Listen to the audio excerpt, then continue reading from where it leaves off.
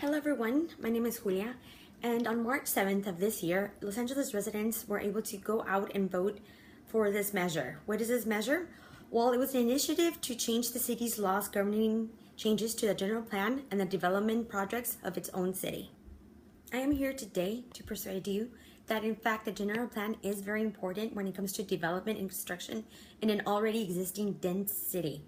The general plan is a blueprint for the development of a city and a guide to achieving a vision, and it cannot be realized without its support from its residents.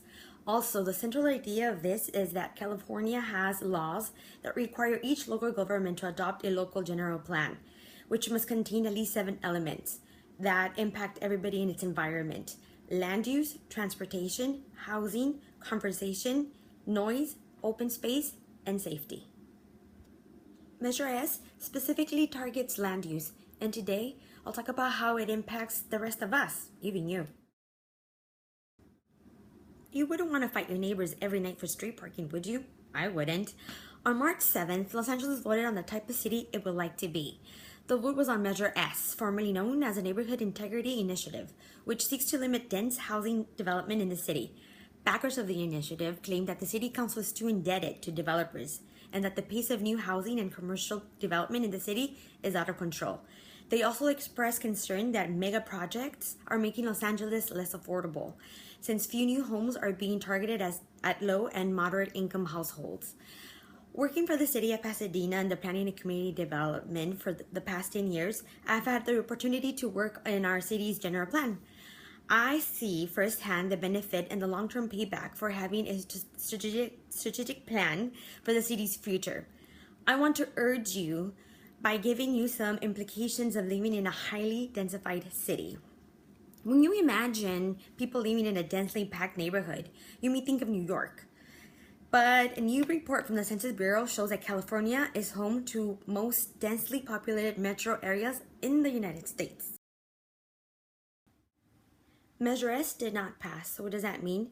That means that developers now get to build to the highest grade, even if it's a single family home next to it. That means that they don't have to build affordable housing inside the luxury apartments. Measure S additional restrictions on development mean that less new housing will be built while affordability covenants continue to expire. What's a covenant? It's an agreement between the developer and the land use and the government saying that they will build 10% of affordable housing within their luxury apartments. What does that mean? New developments will not have to be forced to build affordable housing units in their projects, making it impossible for people with medium salaries to afford them, like myself. Best payout possible for their pockets. So that means that developers can make a lot of money while the medium to low income will not be able to afford to live in the city. Measure S not only would have stopped the bigger developments built to the capacity of the code, it would have made it more difficult to propose new projects that would turn current traffic infrastructures into more of a chaos. Currently, there's a zoning code where they're supposed to build many parking spots inside the development of new apartment buildings or office buildings. But let's face it, in one apartment, there could be a multitude of people living in there. So that makes traffic congestion, pollution, and parking being a total nightmare. All is not lost. So now that Measure S was not accepted, we can build a better transportation system to get people moving around in such a high density area, whether it be metro, bicycling, buses, or even Uber helps.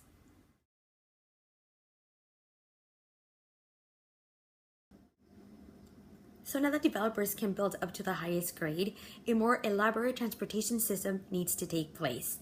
Public transportation in the United States is a crucial part of the solution to the nation's economic, energy, and environmental challenges, helping to bring a better quality to life. Housing needs to be clustered in dense, efficient neighborhoods along transit corridors, which will give more people the flexibility to ride trains and buses for their commutes and walks and bikes and for their daily errands.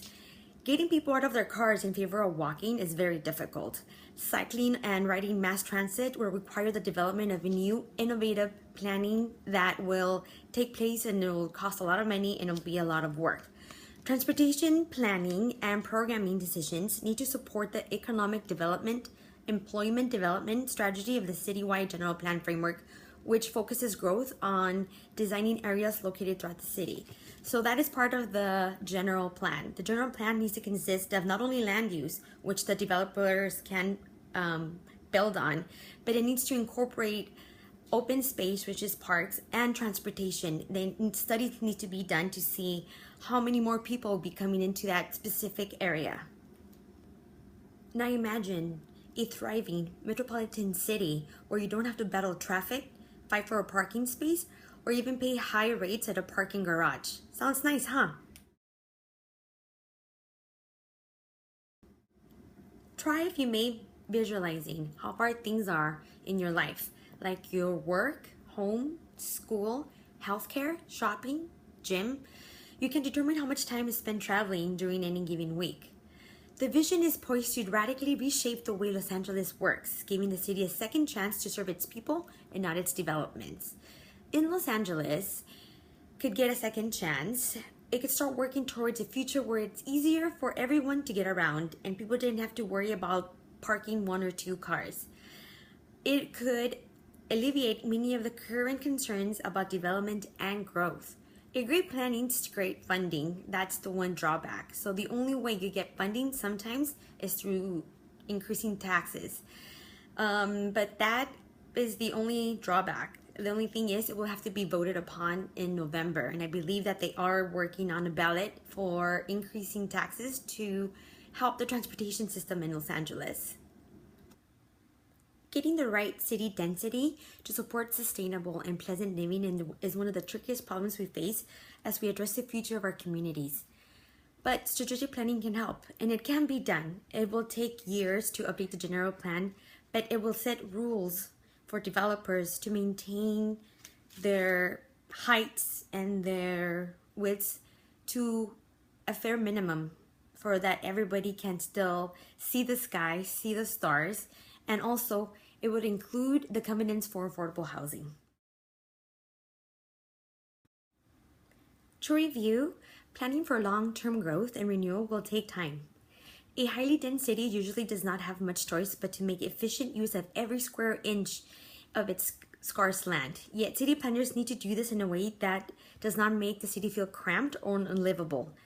Highest densities brought on by overdevelopment can bring on onset problems including noise, traffic, and even pedestrian congestion, local hotspots of runoff and air pollution, and loss of contact with nature, amongst others. We can all do our part in making each highly populated city more bearable. Commute into work for at least 3 times a week.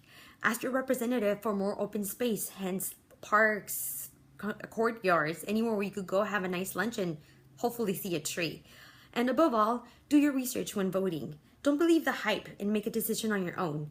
The primary job responsibility shared by Planning Commission and City Council across the nation involves the design and development of a wide range planning.